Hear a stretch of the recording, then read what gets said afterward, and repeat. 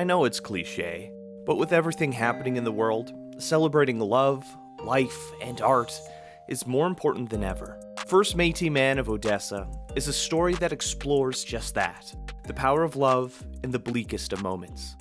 Performers and writers, Mariya and Matthew, and director Lianna explore this inspiring narrative, coming to Winnipeg on November 2nd. My name is Matthew McKenzie, and I'm artistic director of Punctuate Theatre, and I co-wrote and co-performed First Métis Man of Odesa with my amazing partner, Mariya Homatova, and I'm not an actor, which I let everyone know at the beginning of the show. I'm in the show because I'm playing myself, and it didn't feel right to cast someone as myself, even though I definitely tried to go that route a few times and was talked out of it. And so yeah, every day going up there on stage is nerve-wracking for me, but people across the country seem to really enjoy watching me squirm. So it's been going okay. And we just had a review come out in Saskatoon, which describes me being definitely bettered by my magnificent partner. So I concur. So Okay, Mariya, how about you tell us a little bit about your involvement and working alongside Matt to make this project happen? It's great. I mean, I'm enjoying every second working with my husband, both in writing and performing, which is surprising for me because I was expected to have sort of conflicts or, I don't know, disagreements on every level, but I think we did quite well, are still doing quite well. So yeah, I think it's quite, yesterday or the day before, we had a quite difficult show because there were many people, but the response was if there were few people in the audience. But never mind, I was just looking in Matthew's eyes, and there were a couple of moments where I was literally rescued and saved by being with my husband together on stage. I think this quite a level of warmth and understanding can appear only with a partner who you know very well. Yeah, I'm just thinking about that. For a lot of scenes, if you're playing romantic interests with people, there's a lot of trust you have to have. You already have that trust there, so that must make the process much easier when it gets incredibly stressful. Yeah, there's a way of relying and support and love and trust, as you said, that I feel being with my husband together. So it's never mind whether he's a good actor or not. It's never mind. Yeah. we didn't need an intimacy coach. If anything, we had our anti-marriage counselor in Lianna, our that director, was me, yes. who was always trying to drum up conflict between us. So Lianna, why don't you tell us a little about yourself and what the role of director kind of encompasses? Yes, of course. So yeah, my name is Lianna. I am a Ukrainian Canadian theater artist. This project is my directing debut. But I have done a lot of things in the theater. I trained as an actor, but in the last several years, I have gotten into playwriting and have written a couple of projects that have been about my Ukrainian Canadian identity and about the ongoing war in Ukraine. And at the time, this was prior to the full-scale invasion. I had written a couple of plays about the war in Ukraine. And it was those plays that brought Matt to Ukraine with me to meet Mariya. Mariya was an actor in a workshop for one of my projects, and Matt was traveling with me as my theater colleague and dramaturg. And so thus, this relationship was conceived, you could say. Yeah, my job in the show is to bring it all together, bring this story from the page to the stage and to actualize it in real time and real space, and to work with Matt and Mariya to discover, since they are the writers, it's a very different experience to write something than it is to perform something. And so it was a very unique experience to work with the two writers to bring their written words into character form and to activate the text and to bring the story to life that way. Well, I think just this whole story is very relevant to the experience here in Canada, particularly here in Manitoba.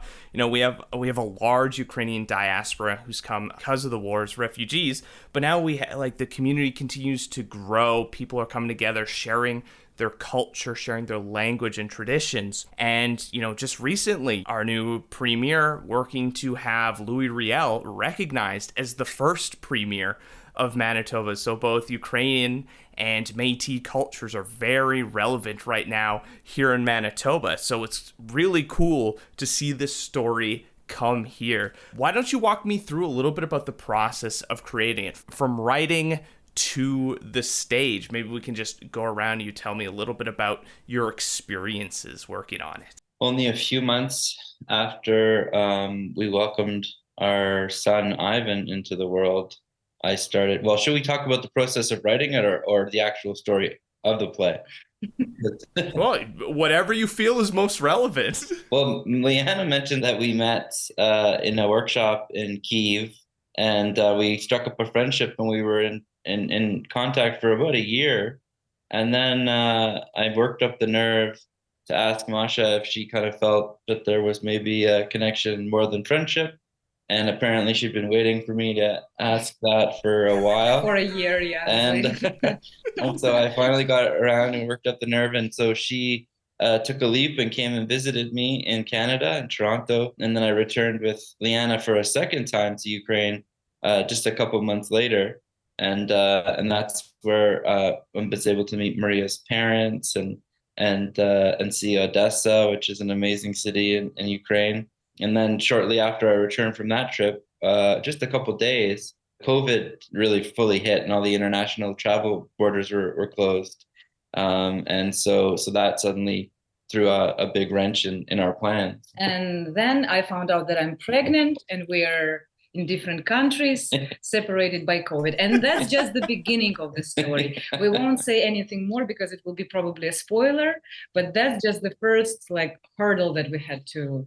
See, even just the beginning of that, it's just the perfect setup for Exactly. a play. Yeah. And the first part of our kind of saga, we wrote as a radio play for Factory Theatre in Toronto, kind of about what we call our COVID adventure. And then we knew we wanted to write a stage play version of the piece. We're still figuring out how to do that when Russia launched the full-scale invasion of Ukraine, and it took us a little while to absorb what was happening, just like so many Ukrainians and folks who are connected to Ukrainians like myself. But once it really sunk in, and we were like, we have to write this, and we're uniquely positioned because we've been living this sort of this drama, if you will, before the invasion even began. So it allowed us to get out there and tour the country, telling this story a lot more rapidly than we typically would be able to when if we had just conceived it when Russia invaded. So, but still, the decision, the agreement to write the play, didn't occur after the war. It took maybe a couple of months until we were thinking what form to find. How can I actually write about that while the war is happening? You know what I mean? How to write about the war. Well, the feelings are still raw. Yeah, exactly. Yeah. How express all that in sort of artificial form, not to make it another news feed or something. It was there were a lot of questions that we had to ask ourselves. But when we started doing this, when we sat on the table with Matthew together and just started writing, it all figured out by itself. I think the play was already there. The play was there. We just needed to start working on it. And it was born very quickly. I think we started in June and finished in the end of the year. So 5 months, maybe. Yeah. That's pretty quick. It's very quick. We needed to develop it quickly because we'd already booked a number of theaters across the country. So that, yeah. And things were still responding, even in rehearsals as well. I think after our first week of rehearsal, Matt and Mariya cut it was 15 pages or something from the text. Yeah, we did, because we did the first, blocking of the play. We did a run through rehearsal of it. I just remember Mariya at the end of it just lay down. It was 2 hours long, and Mariya lay down on the ground and she was just like, I can't Matthew, we need to make We need cuts. to cut And I it, was yeah. like, yes, you do. Mhm. Now it's 90 minutes in the best world.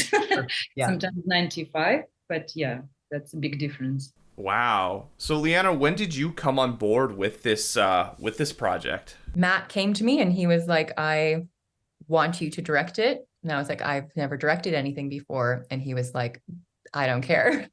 And there was a little bit of back and forth of me trying to convince him that he didn't actually want me to direct it. I am really grateful that I convinced myself that I could direct it and that Matt convinced me as well, because I think that Matt and Mariya are both good friends of mine. And like I said, I've worked with Matt a number of times and worked with Mariya in Ukraine. But we have a friendship as well. And so I've been there for all of these experiences. I've had the inside scoop on all of these experiences that they describe in the show. And so I think I was uniquely positioned to bring this show to life. And that there was also, as Matt was alluding to before, I am the anti-marriage counselor. And so because Matt and Mariya have a beautiful relationship, they get along very well. People getting along and having a good time on stage isn't very interesting. And so Exactly. You want drama. Yes, we want the drama. So I'm the drama maker. But I think having those conversations of getting into that conflict, it's a very delicate thing, especially working with people that are playing themselves, talking about their real life things, talking about these extremely vulnerable, sensitive topics and these are topics that are ongoing. And even beyond the war, there's a lot of discussion of Matt and Mariya's son not sleeping. And then art imitates life. And Matt and Mariya would come into rehearsal and I'm like, how are you guys? And they're like, oh, Ivan didn't sleep last night. We're freaking exhausted. I don't know if I can swear on this, but so just contending with some of those real life ongoing issues as well. And then on the topic of the war, it's like the war is ongoing. It's happening. It's an undercurrent in all of our lives. And so there are events that happen that happen outside of rehearsal in the real world that impact us on a personal level. And then especially for Mariya, her father remains in Odessa, and so we're all affected in our own ways. But regardless, I care very deeply and also have many personal connections about to the war in Ukraine. And so being able to be a part of telling this story with Matt and Mariya at this time, it's very important, and it continues to be important since the beginning of our run and has shifted, but is arguably more important than ever now. How do you approach creating a story from life into a stage play? Because events in life don't necessarily always line up with how the progression of a play is going. You mentioned at the end of your block that you cut 15 pages. And Lianna, you're mentioning, a lot of real world events happening. It can be really challenging to kind of bind that into the story. So from writing, performance, and directing, what is that process of taking those real life events and putting it onto the stage? That's a very good question. I think it concerns like craft and like ethics and everything that artists usually achieve during their whole life if they're doing theater during their life. I don't know. That's a very good question, where art ends and life begins, or where life is over and art begins. What can you say about that? Well, I think that, our process was not too complicated to begin. We just sort of wrote out everything that had occurred. And I think our draft or whatever was like 100 pages long.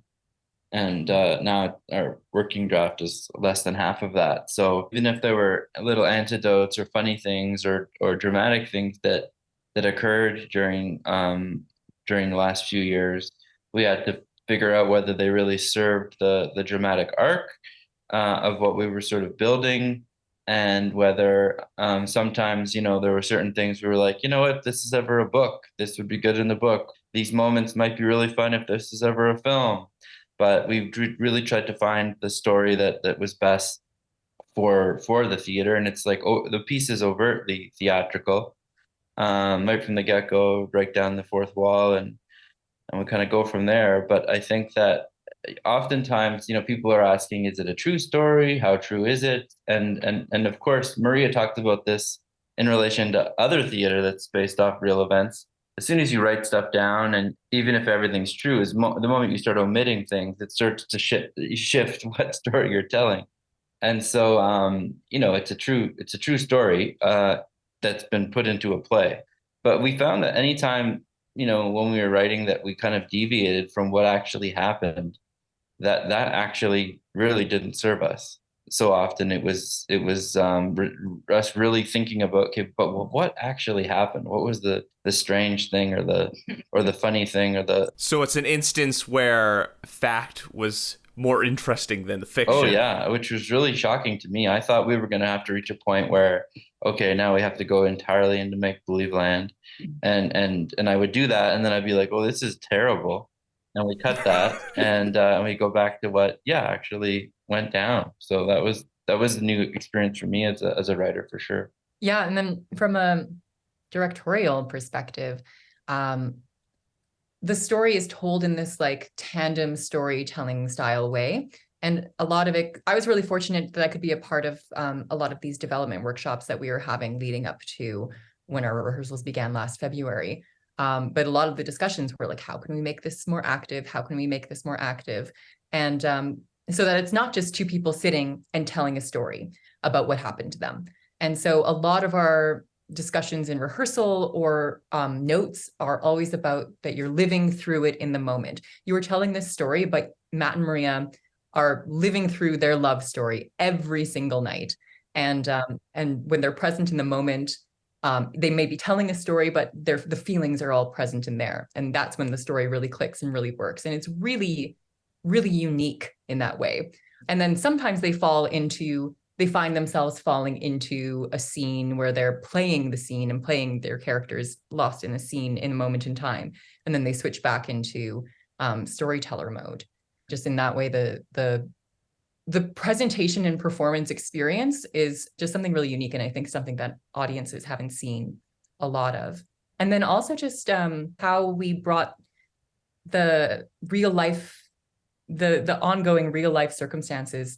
And from a directorial perspective, I just wanted to help recreate that feeling of what these kind of real life story points feel like. And so that's in like both the joy and the magic of falling in love and the adventure of going to of COVID, and then but then also the absolute shock of the feeling of when war began. And so that was really something that I worked on with our amazing design team and creative team as well. So through lights and projection and sound as well, to everyone, all the members of our team really worked together to recreate that feeling. My final question for all of you is, what did you learn through this experience? You're writing it, you're blocking it, you're editing it, and you're kind of being really active in those moments, telling those stories. What did you learn yourselves through this whole process, and what do you hope audiences take away from it? I learned that theater is needed. I learned that theater is still in a huge demand, in spite of anything, all the crises that like media or AI technologies may bring. Theater will survive and it will be needed. And also theater will give this sort of healing and relief as no other art will bring. For example, I was saved by theater when war happened and I started just to write it all out. Everything that I had inside, I was just asked by Matthew to write it all out as a diary, and that saved me.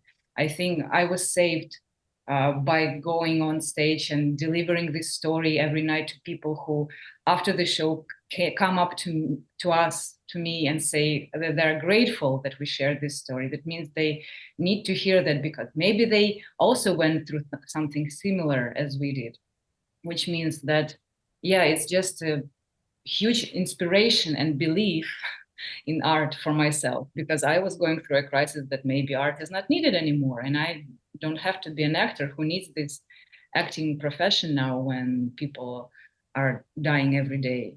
I think many actors actually ask that questions even without the war. But still, and I really hope that people will like bring this feeling of hope, and just that art and life is still going on, and that life continues and love continues, and our children are being born, our son is being born. Life goes on. I think that's kind of banal answer, but maybe that's important now to like establish the life going on still.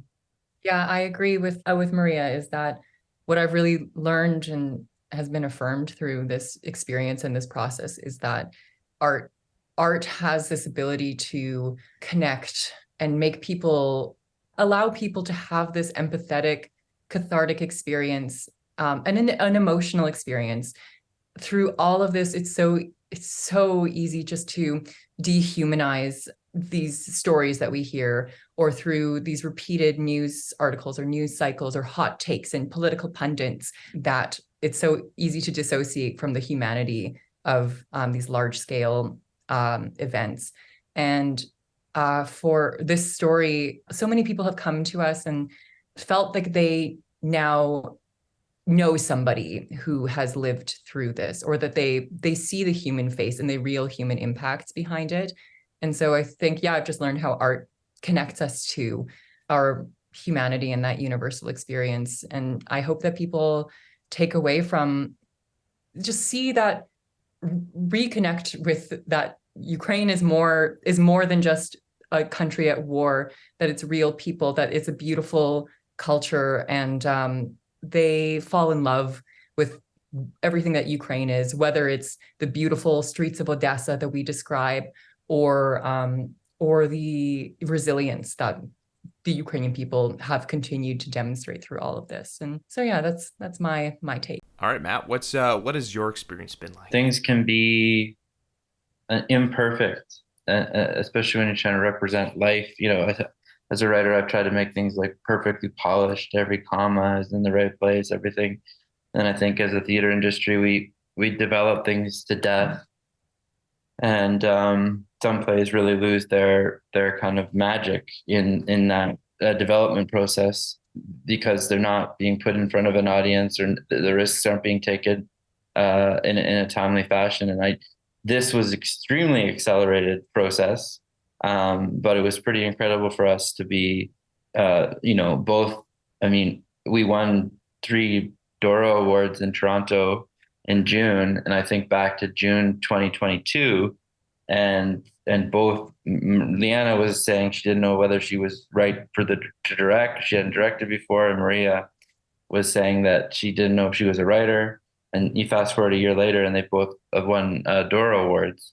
And so I think to be able to take that leap and to know that audiences don't want things to be perfect. They want things to be, they want to feel something. And we've endeavored to share our story and to show the human side of what's going on in Ukraine from a Canadian perspective. Mariya, Matt, Lianna, thank you so much for taking the time to chat with me.